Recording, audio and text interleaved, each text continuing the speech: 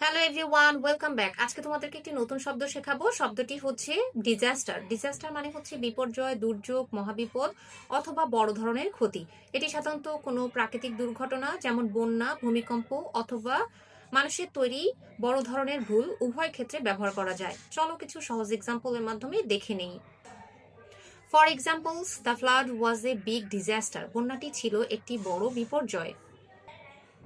They are helping the victims of the natural disaster. তারা প্রাকৃতিক দুর্যোগে ক্ষতিগ্রস্তদের সাহায্য করেছে।